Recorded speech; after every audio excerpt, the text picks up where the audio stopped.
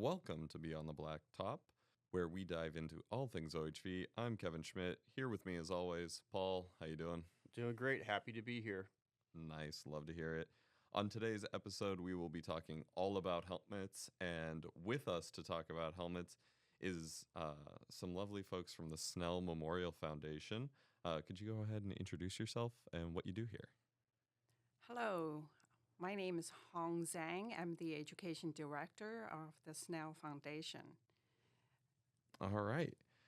And before we get into our main story today about helmets with Hong, we are going to get into the news with Dishing on the Dirt. So our first piece of news is a correction on our behalf. Last episode, we said some information that isn't necessarily correct. So we would like to correct it here. It's about spark arresters. And we just want to state that the law states that if you are riding in a forest-covered land, brush-covered land, or grass-covered land, you must have a spark arrestor. Where we messed up is whether an area is considered forest-covered land, brush-covered land, or grass-covered land. That is up to the officer's discretion, not to the rider's discretion. So just be aware of that. It's always just best practice to have one on your bike. Yep. And on to our next thing. Paul, you just got back from the Baja 1000. I believe you described it to me as rain, snow, silt, rocks, 40-mile-per-hour winds, and 100-mile-an-hour trophy trucks. How'd you do? How'd your team do? Yeah, the 805X team, we did pretty great. We got second place. We did all four races and score this year. So the San Felipe 250, the Baja 500, the 400, and the 1000. And ended up getting first place for the championship in the brand new rally class. So we're the inaugural World Desert Champions for that class. So it's pretty cool. And hopefully moving forward, there'll be some more competition and that class will continue to build. Its type of bike is like what they race at Dakar. So not typical for your score Baja races. And speaking of the weather, how was it out there? What were the conditions actually like? What were you riding in? You know, I did the whole second night section pretty much, and I was started on the San Felipe side, so the Sea of Cortez side, and that area where I started, it's always known for being pretty windy, and we had probably 40-mile-per-hour winds. It felt like all day long, as I'm waiting for the bike to be handed off to me. So yeah, that continued throughout the night. I had some issues with fueling. Other teams did as well. The first 100 miles I raced, the course got really soft, almost like silty sand. So the fuel consumption went way down on the motorcycle. I was getting about 20 miles per gallon opposed to maybe 40. So I had a fueling issue. And then from there, that's when things started to get more interesting.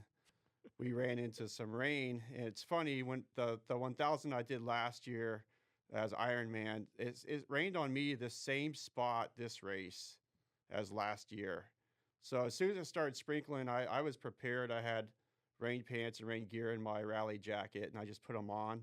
And then within a half an hour, I was getting snowed on, and I had snow for probably at least an hour. And I actually had to stop. I was changing out some soaked gloves I had on, and my goggles were trashed. So I was stopped anyway. I'm like, I've got to pull out my phone and get a video because no one's going to believe me that it actually snowed in Baja during the Baja 1000. Long story short, we put that thing on the interwebs and it went kind of viral pretty quick. Had like 6,000 views yesterday about the snow at the race. So it was pretty fun. They don't tell you to pack chains or studded tires, do they? No, it's prepare for everything is what I say for those races. And then brought it into the finish. We had a hub failure. Yeah, stories upon stories with this race, as anyone who's raced the Baja series or the 1000 could say. But I had a hub failure, and then we had to take the bike in on a flat tire, zip tied on. So we finished the race on zip ties. You know what? They hold the world together, right? They hold the world together. But, I laugh about all this. And this, going to Baja and racing, you want to finish. And finishing a lot of times is a victory because it's such a gnarly race. And I've had 4 finishes in a row now 3 of them Ironman and this one on a team. So That's I awesome. feel like I'm doing pretty decent down in the desert. Well, congratulations to your whole team. There's 3 other riders on your team, 4 others or 4 others. for Yeah, the 1,000. Yeah. yeah. So so congratulations to all you guys. That's really awesome. Good times. All right. Our next piece of news, and we mentioned it last episode a little bit, but there is actually a new law that was passed here in California for a competition sticker to help bridge the gap between the red sticker program and these competition bikes that still want to be able to have competitions on public lands, but there's been kind of a question as to whether that can happen or not, and this bill bridged that gap. So I'm going to give you all some highlights from the bill, which is starting on January 1st, 2026, there will be a sanctioned event permit or competition sticker allowed for these competition bikes. This bill was signed into law on September 22nd as Senate Bill 708. This will only be available to California residents and for model year bikes 2022 and newer that are not eligible for a green or red sticker. A sanctioned event permit shall be displayed on the left-hand side of your bike and visible for an inspection when you go to that race or sanctioned event. They're non-refundable, non-replaceable, void if you remove it from your bike. And like I said, they're for sanctioned events only. What is a sanctioned event? It's an event that is approved by an agency and within its guidelines has off-highway vehicle competition or racing as a part of it. OHMVR division will handle these stickers and how and when and where they can be purchased and what the cost will be. But as of right now, the division is still working on all of this. The bill is still very new, so we're just starting to get into how all of this will kind of play out. We're going to keep you apprised here on the podcast as we know more information as we go forward, because we know this is going to affect quite a number of people here in the state, including Paul. So Yeah, I have questions right now, but I'm going to hold them. yeah. So just be aware that that happened, and work has started moving forward, but we're still in the early stages considering how new it is. I think it's a great step in the right direction, and I'm excited to know that I can go buy a competition bike and race it on public lands. So that's good news. Yes, definitely. Our next piece of news is that it is now the start of the snow park season. For those of you who might not know what a snow park is, there are, I believe, 18 of them in the state, and they're all over the Sierra Nevadas. And they're actually an opportunity for you to be able to go out and play in the snow. There are some that are non-motorized, so you can just drive up there with your families. There will be a parking lot that's plowed, and then right off the parking lot, there are areas for you to be able to go sledding, go snowshoeing, go cross-country skiing, all sorts of activities. But there's actually a number of them that are also motorized. So if you've got some sleds that you want to go rip around out in the woods up in the Sierras, these snow parks are now open for people. They're open from November 1st through May 30th. Just be aware that often after a big storm, roads have to be plowed first before we can then plow out the parking lots to these areas. So give it a day or two after a large storm at minimum before you kind of head up there to enjoy the snow in these snow parks. Passes are $15 for a day, and you can buy them both online, and then there's also a list on our website for some in-store locations, or $40 for the whole season, that November 1st through May 30th. You can find that vendor list online. Paul, you want to do some wet weather closure reminders? Because it's starting to rain. It's starting to rain, and if you're like me, you wait all summer long for the dirt to get nice and moist and brown so you can go ride that hero dirt. Well, before you do that, you need to do some research, call around to your national forest, if the BLM offices have closures as well, your state parks, your SVRAs. Call ahead, get on the web, make sure that the park's going to be open before you drive 2 or 3 hours. I wish there was a more consistent way because there's so many different land managers managing these areas and even private tracks. There's no silver bullet answer for it. You just got to do your research at home before you drive.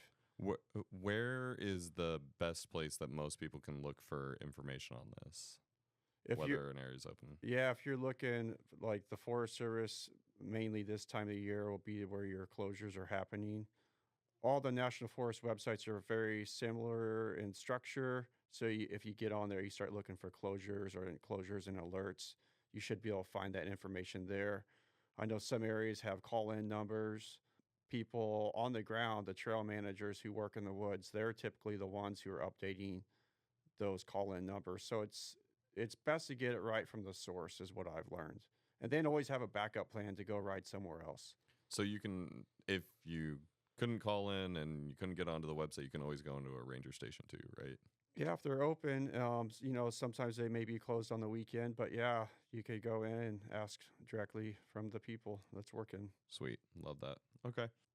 And last but not least, we've got it's desert riding. It's season, right? Mm-hmm. And here in California, that often means that there's a lot of people from out of state coming to our state. And if you are one of those people, we just want to remind you guys that there is a non-resident permit that is required to ride in California from certain states.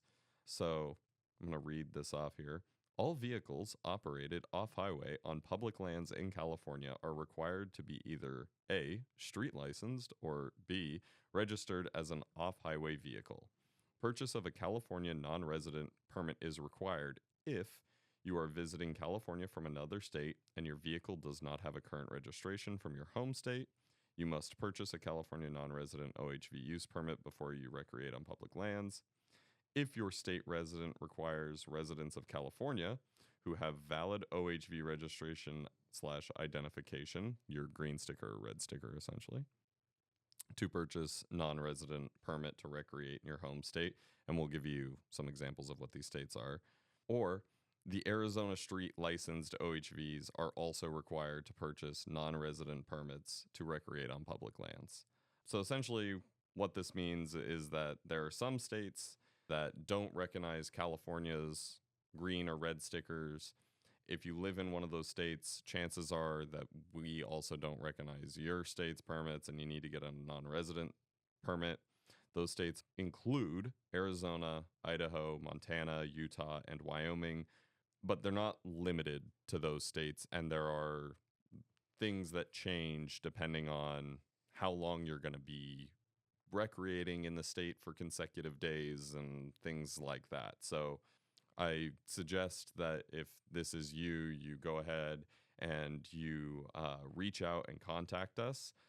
You can contact us here both on the podcast and also through our division, and someone will be able to get back to you with answers as to whether or not you need a permit. And finally, any events going on right now, Paul? We're covering events for December, and there's not a whole lot of racing that happens in December. I've lived all over the country, I've raced all over the place, and it's the season's over. My season ended a few days ago, and a lot of people are wrapped up for the year. So award banquets, things like that. People are getting in shape for next year. There's some spring seasons that start pretty early. So that's kind of where we're at.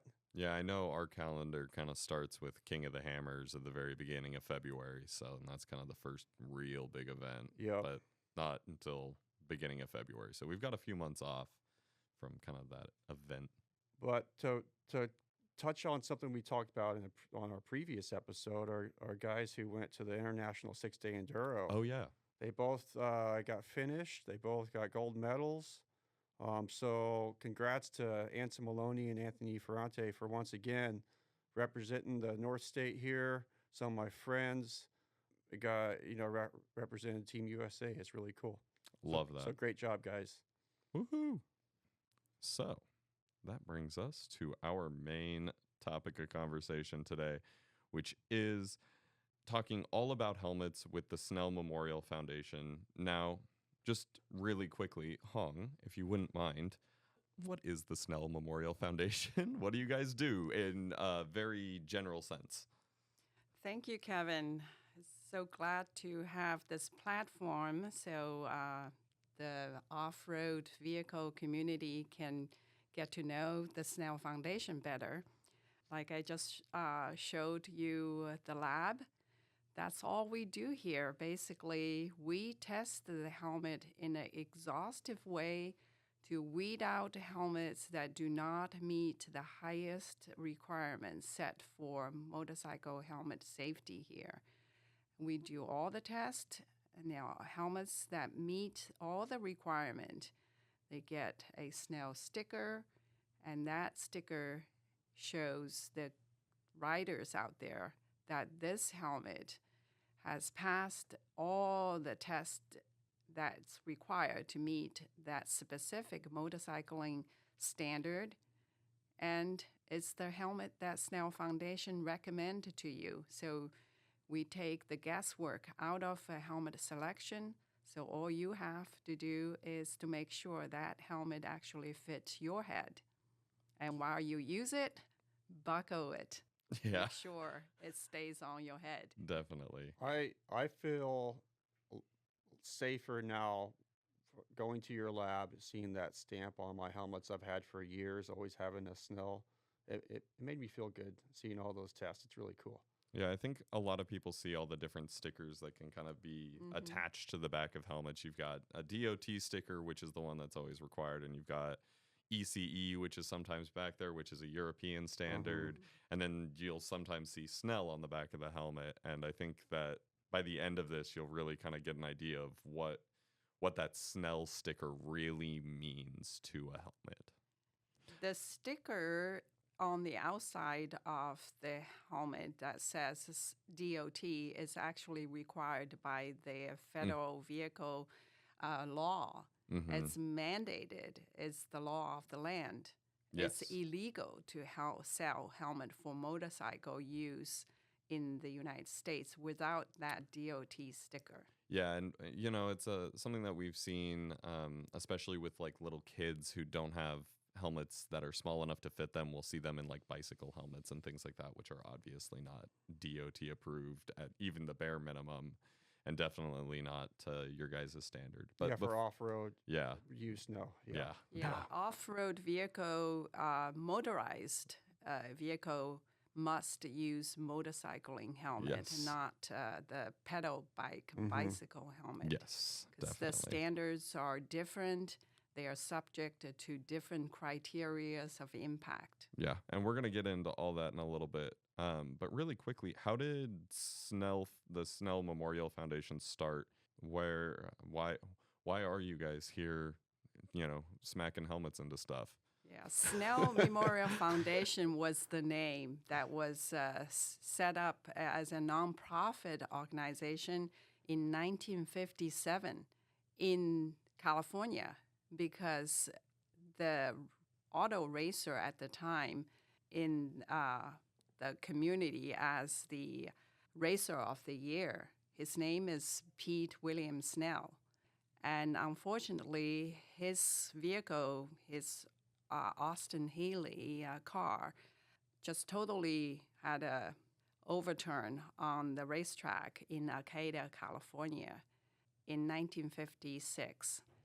And as a beloved racer of the community, a foundation was set up in his name to memorialize him and also pursue the mission to prepare research and test standard that would improve head protection, because Pete Snell died of single head injury. So what did the helmets look like back then when he was racing? Back then, there wasn't any standard at all in the whole country. So what Pete Snell had on his head on this fatal day was a helmet called Cromwell, imported from England, and was very fashionable at the time. It's actually just built with a paper. The inside of the helmet was really cardboard paper outside was very pretty looking white leather strapped on with a suspension system that's more like today's industrial safety hard hat.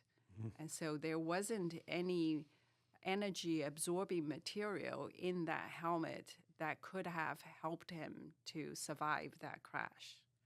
It's very sad.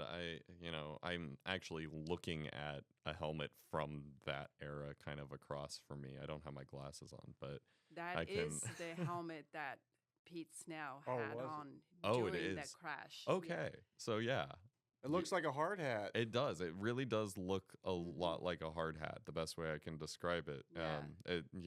There's no. It doesn't look like there's any real distance away from the head, from the we'll call Yeah. it a helmet material, but it's. I barely trust cardboard with my Amazon packages. I Mhm. can't imagine putting that on my head and then racing it however fast he was racing. So the foundation gets started. It takes you guys a little while to kind of get going, though, right? Yes, because the fact it was there wasn't any published research, and there was nothing done before then to have a evaluation standard. So Dr. George Snively, who himself was also an auto racer, and he was already looking into some head injuries before Pete Snell's fatal crash. He already was paying attention to the fact that these helmets wasn't providing effective energy managing capability. Mhm. So he was the avant-garde, really, to investigate how do you actually test a helmet to see the helmet is or is not doing the job, number one, to protect the head against those impacts. So he did a lot of preliminary scientific research on the test methodology, but he himself is a medical doctor. So he had pretty good understanding of the injuries these racers were facing as well. That's how the whole thing gets started. So what year is the first year that Snell has a sticker essentially or an approved helmet for people to wear? The foundation was set up as a nonprofit organization with its sole mission to develop standard and evaluate helmets. And so the first standard came out 2 years after the foundation was established. So the first standard that has a Snell sticker in there is 1959. Awesome. Okay. Sweet. You set this standard. What is then kind of the next step? Is it trying to get these racing organizations to adopt that standard? Yes, that's exactly what happened. If you take a close look at that helmet that Pete Snell had a crash on, you can see there's a sticker on the outside for SCCA, that's Sport Car Club of America, and that was the sanction party that organized all these racing events. And SCCA really supported what Snell did in the very beginning, and it was the first organization to require participants of its sanctioned events to wear only Snell certified helmets. Wow. And nowadays that's fairly common, right? For these kind of organizing bodies to require Yes. Snell helmet. Do you know off the top of your head how many organizations, how many of these organizing bodies require your guys' helmets? All racing bodies for motorcycling and auto racing have set up their own safety rules in terms of safety gear. So Snell certified helmets are accepted at all these national and most international events. So having a Snell certified helmet sticker inside the helmet is basically a sign to prove to these racing authorities that I have the safest helmets. And in the rule books of these sanction bodies, they will list Snell standard and a specific year of the standard that's allowed for their events.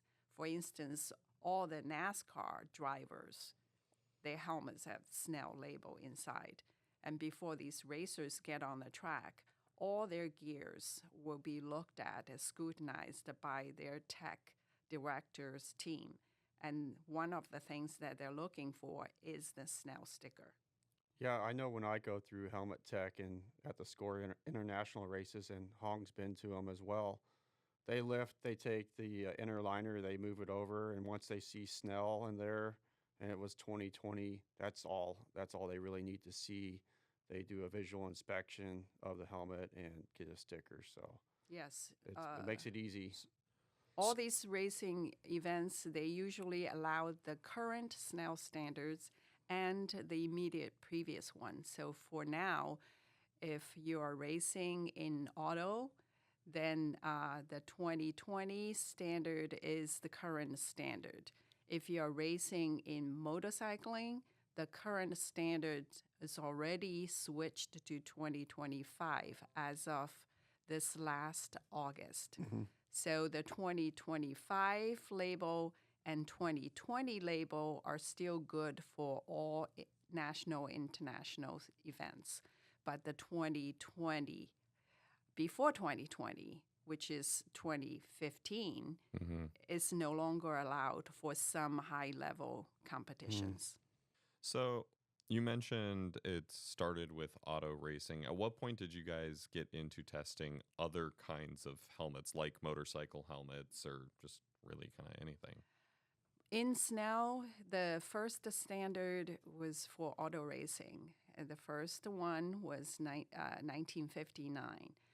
By the 60s, a lot of the motorcycle riders already got on the idea these helmets that meet the Snell standards definitely protected them better. Even though they were not going into auto racing, they were already using those, mostly what we know today as the 3/4 open face auto racing helmet for motorcycling. So Snell standard had a addendum for motorcycling helmets along with the auto racing together for a while. Then when this auto racing and motorcycling helmet standard separate is when the motorcycle standard has a standalone standard in 1970s. So that is also at the time when the federal standard came out. The DOT standard came out, I believe, in 1974. Okay. And just really quickly, what other kind of helmets do you guys test and certify? Well, currently the active certification program has included auto racing, motorcycling, bicycling, skiing, equestrian horseback riding, and harness horse riding, which is the racing with a cart, like a carriage. Like a chariot? Yes. Right behind, yeah. Right. Behind, You know, yeah. those ancient, Yeah. All right. And Just two wheels and, yeah. It's, Right. Paul, it's 2 wheels. It's right up your alley. Yeah. Even Sacramento, the Cow Expo, I think just before the annual state fair, there was a carriage horse racing there. Very cool. Yeah, very cool to look at. Yeah. All right. So we've kind of talked about how you guys got started, and we've mentioned the different standards that kind of exist out there. What is, from your kind of best understanding, what is the DOT standard? What does that mean? It's a mandated standard.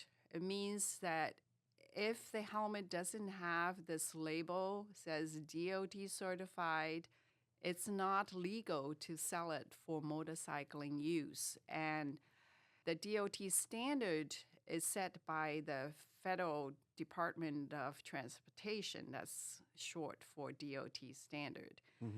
But the DOT standard functions as all the other federal safety standard, which is a self-certifying standard.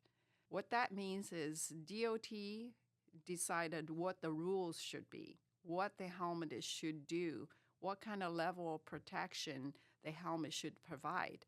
But who is going to decide the helmet does or does not meet DOT and put the label on the helmet? It's the helmet manufacturers. That's interesting. Yeah. Well, it's the way all safety checks that the government regulate functions. That's why you have all these car recalls for airbags, brakes, and other issues. GM or Toyota, all these manufacturers basically design their own vehicle. They have their own in-house test based on their understanding of these federal regulations. They release the car into the market without the government test lab or whatever to make a judgment call on that. So it does take the bureaucracy out of this production and marketing cycle, but it's on the manufacturer to really make sure that when they put a product out there, they have done their duty to make sure it does meet what's put into the standard. Gotcha. And just out of curiosity, does the federal government go in and actually test these helmets ever to make sure that they're meeting that standard that they set? DOT just published the document of DOT test requirements. DOT does not have a lab, and DOT does not do any testing itself, but DOT has a budget to subcontract some testing that an outside commercial lab will do for DOT. So every year, they do have a small budget to test a number of helmets that I don't know how they do it randomly or they based on what information internally, how they select these few models, I'm not sure. But at the DOT website, you can actually find out what helmets they tested in the last 2 years. So the last time I looked at it was 2020. So not a lot. And just about they're supposed to, I'm aware of, they're supposed to test the 40 different models, but the last time I looked at it was much less than that. Okay. And just out of curiosity, ECE, it's the European standard for helmet testing. Is it kind of fall in that same sort of vein? Yes. ECE standard is a government mandatory standard like DOT for the European Union community countries that they all accept. The only difference between DOT and ECE in terms of protection is that ECE does require manufacturers to submit their helmet to ECE designated labs for an outsider testing before they can label those helmets as ECE compliance. But in the sense that they are both government standards, it's mandatory, and they are minimum standard. In that sense, they are the same. What is the minimum standard on them? Minimum standard means this is the least you should do, and anything below this is illegal. Okay. For DOT, is there some level there? Basically, most important function of a helmet is to manage the impact energy. So what people care most is how good is this helmet when they talk about is really talk about the designed and built-in capacity of a helmet that can manage a severe blow in a crash. So those are measured and examined in a crash test. So in a DOT test, basically it put a helmet up on a height that would drop down to a hard surface, and then they have a cutoff line, how much is passing and over what number is failing. So in the DOT test, their drop velocity is about 5 meter, 5.7 meter per second velocity, and the cutoff line is 400 G force. What is a G force? G force is gravitational force that we measure the acceleration of a moving body. So it's a total energy number that a body, so in this case it's the head, is receiving during a crash. So this G-force we're not talking about a sustained G-force like we know, like an air pilot flying. When they suddenly make a turn, there is a G-force, or they accelerating fast and increase. Like in a car, and it pins you back into the seat. Yeah. So that's a sustained G-force that human body can't really sustain more than like 10 to 13 peak G, and you just black out. That's why the aircraft carrier pilot, from a standing point to be projected, suddenly, take off on a very short distance, they really experience a very fast acceleration. And they really can't shoot people up too fast to be beyond the G-force that human body can sustain. But if it happens in a really short period of time, like your head hitting something really quickly, you can sustain a lot more. Right. When we talk about the helmet standard and the G-force, we're talking about the peak G, like the highest. You imagine this hump, that the very top is what the peak G is. So human head brain, based on scientific and medical data, can sustain up to about 400 peak G in an impact. And after that, it's pretty serious brain injury or fatality. So the DOT put that peak G criteria at 400 is based on that understanding. Okay. What is the difference then between the DOT standard and the Snell standard that you guys have? We're talking about the technical testing criteria here, because the one major difference between Snell and ECE and DOT is Snell is voluntary. Snell is a nonprofit organization. We have no power to require anybody to do anything. It's totally voluntary from the manufacturer's point of view and from the user point of view, from the motorcyclist. Nobody has to have Snell certified helmets. From a technical point of view, basically the simplest way to look at this is basically that the government sets a minimum standard. So anything that does not comply to the minimum standard that the government standard calls out is illegal. Okay. For Snell, since the government already set a floor, the lowest requirements, Snell has always been the premium standard. And by premium standard, it's basically Snell has always, from its very beginning, the purpose is to identify the most protective gear. So the standard is set much higher. How high?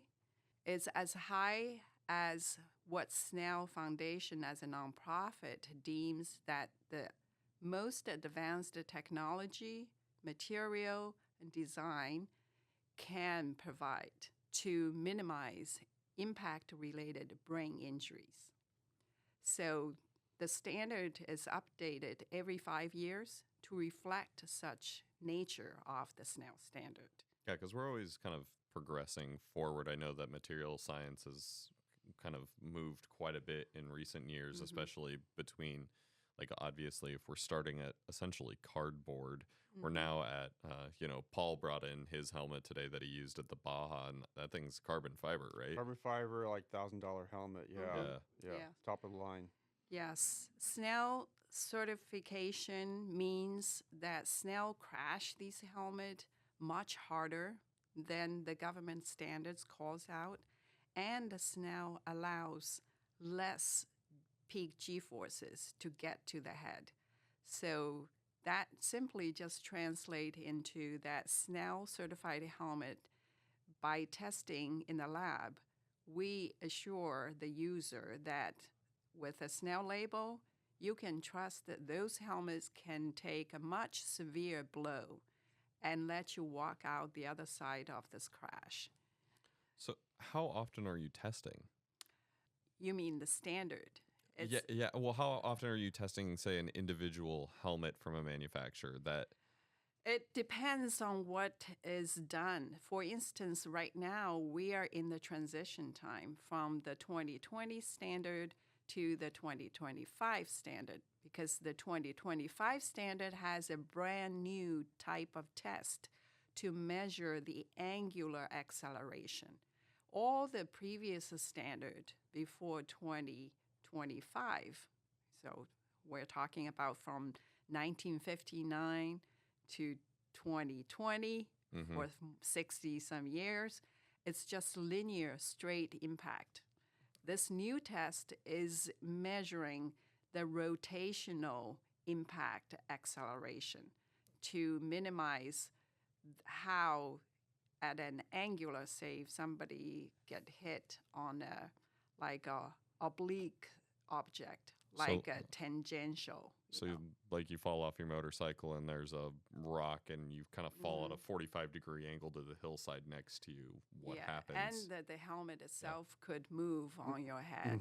And what is directed into the head, not just a direct blow, but kind of make the soft tissues inside the head kind of to turn, shifting, because our brain inside the head is really kind of a soft tissue float in the cerebral fluid. Yeah, it's not really, there's nothing it's really attached to. It's just kind of. No, it's nothing to hang on to, like seatbelt. Yeah. We could put the brain in a strap, like in a car seat. Yeah, just put a couple of titanium rods up there. We'll be fine, right? Yeah. So what happens if a helmet fails? So let's say it was submitted to you guys and for testing, not for the certification, but just you guys are testing it and it fails. What happens? You wouldn't know it because that's on the R&D department of the helmet manufacturer. Okay. Right? So what you will know is you go to the Snell website. That is a place you can look at a whole list of certified product by the name of the manufacturer, the name of the helmet, and the size. Because Snell does not certify a manufacturer or a brand. Snell certifies only that helmet that's actually gone through the exhaustive testing in hot, cold, room temperature, wet condition on a specific dummy size.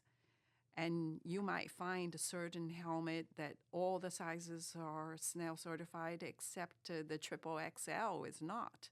Oh, so you could have like a manufacturer have a like small, medium, large that's totally fine to be Snell, but you get an extra large helmet from them and it doesn't pass your guys' standards, so you can't get it in a Snell. You can see it and on the outside of the helmet, if it's a Snell certified helmet, it will say Snell or Snell certified or Snell M2020 or whatever that the manufacturer designed on the outside to make announcement, so to speak. But inside each Snell certified helmet, there is a unique serial numbered sticker for each helmet because Snell has these serialized, so we know exactly how many helmets the manufacturers are making after they send a batch of testing helmet that meets every single criteria. And we also, based on the serial number use, randomly test the helmets that already passed the test and it's being sold to the public. To make sure things haven't changed. Exactly. Nice. We also keep a helmet that came in with the original certification badge as an archive. The whole second floor of this building here is full of certified helmet archive copies. It's like a library of certified helmets. If the helmet that is sold to the public fails the random sample test, we will take that archive copy out and study and see what is different from the one that already passed, maybe just passed or 2 years ago or 4 years ago. And the manufacturers are not supposed to make any change to the helmet. Mm-hmm. Once the helmet is certified, the only thing they can change is the graphics and the paint job. They are not supposed to open another vent here, build another mode that has a different thickness of the pads, that the foam inside to make the helmet fit more sizes or make the helmet lighter. They're not really supposed to change the density of the foam or how many layers and how they make the shell.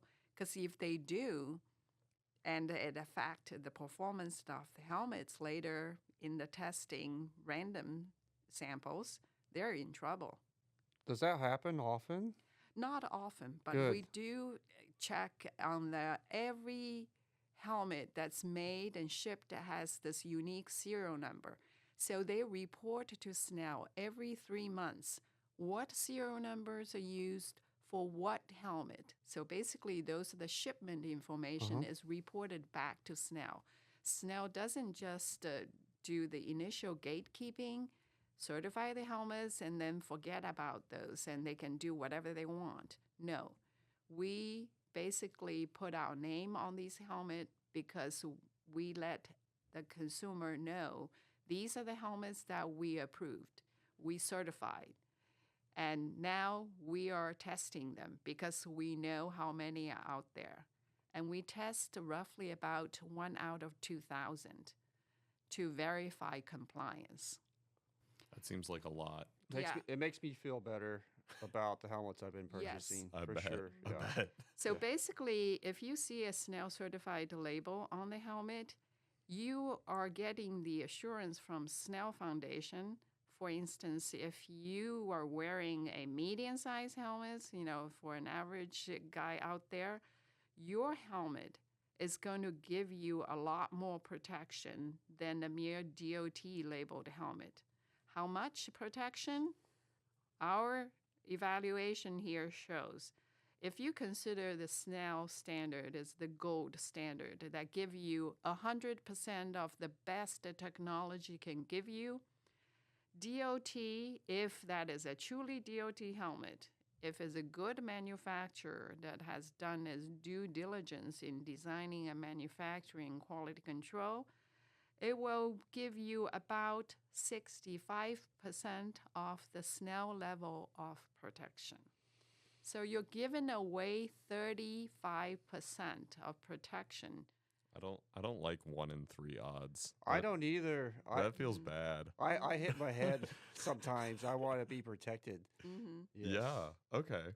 So it kind of brings me to a number of other questions, but I think the main one is how often should a rider, someone actually using one of your helmets, be replacing that helmet? We recommend look for the manufacturer's recommendation. And ordinarily, we would say if you are a regular rider, you are a commuter, you use your helmet maybe half an hour to an hour a day, you should replace it every 5 years. Okay. What happens if you hit the dirt or you hit the ground? That is done. I mean, even if you're putting away your bike in your own garage and your bike is put aside and you slip and you hit your head on the ground, that helmet is done. Use helmet as if it's a tissue. That's how we say it here. Blow it once, throw it away. make sure you cut the chin strap so nobody else use it by mistake. That's actually a really good tip, because I know that that's been a thing just within our division, is that, we'll have helmets around for a while, people will get new ones, but then they just sort of tuck the old one away. Someone will pull it out and be like, "Oh, I can use this." And it's like, "No, don't. Don't." Yeah, the helmet is made of a hard shell that help distribute and spread out the impact energy blow to the second layer of the helmet, which is the workhorse of the helmet, the foam. These are like bubbles that come on your Amazon package. When the crash happens, your head keeps moving inside the helmet when the outside the helmet hits something hard and unyielding. So your head actually is crushing the foam liner, the bubbles from the inside. So when you have a impact that's not very severe, that bubble layer is already compromised. If you have played with those bubbles in your package, once you squeeze it and pop it, it's not going to do any cushioning again. You can't unpop bubble wrap. Exactly. You showed me one of those helmets cut in half, and I was able to squeeze the thick it looks like styrofoam, essentially, that foam where it had been impacted and where it wasn't. And trust me, you crash, riders out there, you hit your head on the ground, get a new helmet. It was pretty eye-opening to me to see that I may have been using some helmets that should have been tossed years past. So yeah, thank you for that. Especially if you hit something that is not very abrasive or hard, and from the outside of the helmet you couldn't see much, and from the inside you couldn't see much either. The damage is done in between the layers. It has collapsed and is not going to protect you the second time. Yeah, because you've got that shell, you've got essentially what Paul was talking about, that styrofoam, and then you've got like an inner soft foam layer that makes it comfortable for you to wear, but isn't necessarily the protective part of the helmet. Oh. Yes. Gotcha. Okay. So when you're getting a new helmet after you have either hit your head or it's just now that you've had it for 5 years and it's time to get a new one, how should a good fitting helmet look and feel on your head? A brand new helmet should be really very snug on your head. And this fitting process is very important because all the test dummies in the lab are built as a generic standard. If you have been out there shopping for shoes, you should know a 8.5 or 9 size label on the shoe doesn't mean every correct size is going to fit your feet. I always have to go up a size in Nikes. Yeah, Yes. it's different. Yeah, exactly. You have to put the helmet on your head and leave it. Don't just feel like, oh, this is good, and walk away, paying it right away.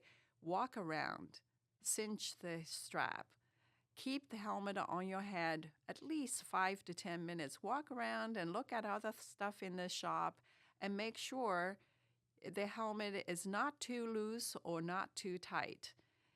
When I say not too loose, it means like when you put the helmet on without strapping it on, it should feel snug all the way around. And when you shake your head from left to right and up and down, the helmet shouldn't move at all. And when I say not too tight, is the waiting process. Even if you feel comfortable, until you have it on for like more than 5 minutes, you may not notice there might be a pressure point on the back, on the front, on the corner, left and right, that is really pinching you, and you just feel like, oh, this is a hard spot. And you are not going to like to wear that helmet on rides. That usually will last much longer than 5 minutes. So what you end up is that you're not going to use that helmet because you don't like the feeling. And some people are even like doing horrible things that I found on the field. They would use a hard thing to hammer the liner from inside, You- just to give themselves a little bit more room. You read my mind. Some old racers, like some pretty high level racers, are like, yeah, when helmets used to pinch our heads, we'd take a ball peen hammer and take the liner out and just bing, bing, bing right where that pressure point was to give us a little extra room. But after you showed me the foam Hmm. density after it's been impacted, I would never, ever do that. Never, ever. Yes. You've got experience having a helmet on your head for just a few hours. Yeah. Yes. But that's, Yes. yeah, it So, happens. Yeah. So the right way to do is keep the helmet on your head for at least 5 to 10 minutes. Buy a new helmet. Walk around. If the helmet for the right size destination doesn't fit you, try a different model of the same company if you favor a certain brand. If not, then try a whole different company. Each company has a different interior shape for their size designation. And some companies even have different shape, round or oval round, for different size head, specifically along certain model lines. So the best way is to find one that really fits you personally. So you have almost like a half custom made helmet for your head. Here's another thing I've heard racers and riders do. Let's say they're like, oh, I like this certain brand of helmet, but I have to buy it in a large and then I put a medium liner in it. Like, is that okay? No, I figured you were going to say no. I just had to ask. it's at least not the best way you can use your money for best head protection, let me put it that way. Because as you are a racer, you used a lot of helmet. You might have noticed that some helmet, either medium or large or extra large and large, they share the same shell or even sometimes the same foam liner. Mm-hmm. The, so that the difference for a snug or not so snug feel is really the soft comfort pads, the spongy like things that make you feel snug and feel like it's at the right size. Basically, when you don't know what the real shell and foam liner is and they are identical, you should really consider buying the one that's really has the thinnest comfort pads. Because if a medium and a large are really identical in terms of protective shell and foam, you're just getting thicker or thinner pad. Mm-hmm. Then the thick pads is going to wear down in half a year or a year. Then a year later, your helmet is one size too big, or maybe 1.5 size too big if it's even a loose fit when you bought it in the first place. Then the problem is no matter how you cinch and strap the helmet is going to move and shift. And when you are riding, you already got too much air and you complain about how noisy the helmet is, or when you corner, the helmet shift too much and change your peripheral vision. That can be bad enough. But when a crash happens, the likelihood of the helmet not staying on your head is much higher when the helmet is too big. And I know that that's kind of been a key thing that you guys have gotten statistics back on recently, is how often are people wearing a helmet but incorrectly, and that causing a fatality in the crash, right? Yes.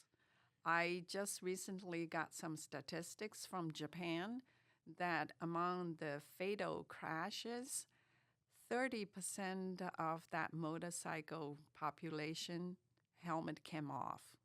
Yeah, so it just didn't stay on their head, whether it was from the helmet being too big or them not wearing the chin strap correctly, whatever it was. But it literally just came, it wasn't on their head anymore in the crash, which is like the whole point of wearing a helmet. Exactly. Yeah.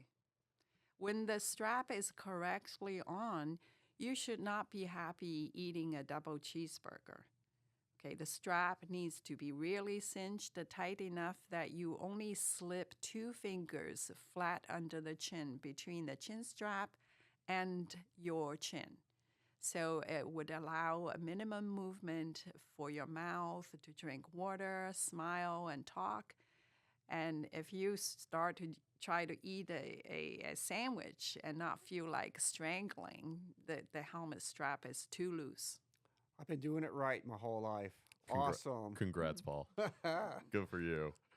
All right. Well, I think that's going to wrap up our time here. I just really quickly want to say thank you again, Han, for meeting with us.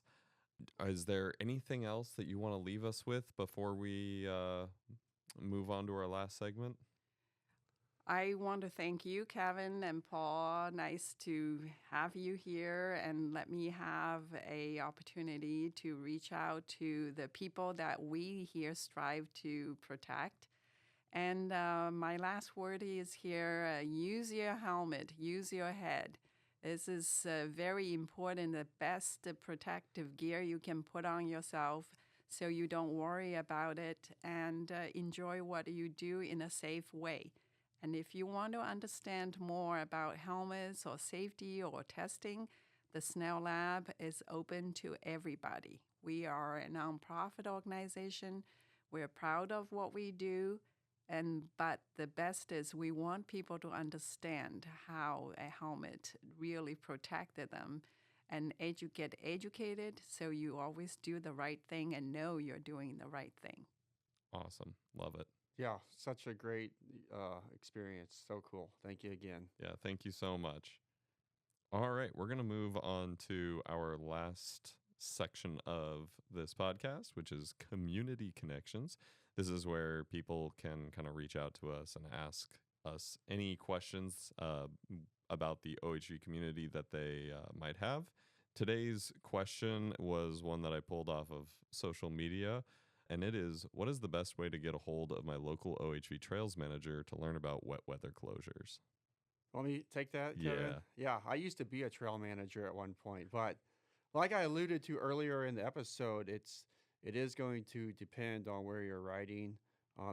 There's not a one-stop shop for your local riding area and then something that's 100 miles away or 300 miles away. That they're going to have different websites.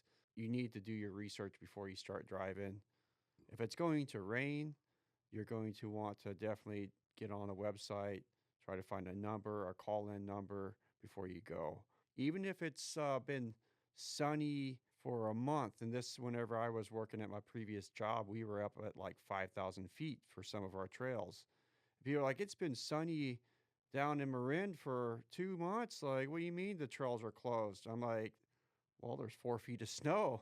Like you can try to ride your dirt bike on dirt all you want, but it's not going to happen. I say that kind of jokingly, but it's the winter time. Some of your areas that you used to ride are going to be under snow. Some areas may be open and closed throughout weather storms. With the winter coming in, it's going to be pretty variable. So plan ahead, call ahead, go to a website. That's the best advice I can tell you. And have a backup plan. Always have a backup plan. I have 2 or 3 places if I'm going riding for the weekend, I got clearance to ride. I'm going to pick 3 areas, so I for sure have somewhere to go. Do you ever not have clearance to ride, Paul? Sometimes. It can't be very often. Very rare. All right. This has been the Beyond the Blacktop podcast, brought to you by California State Parks.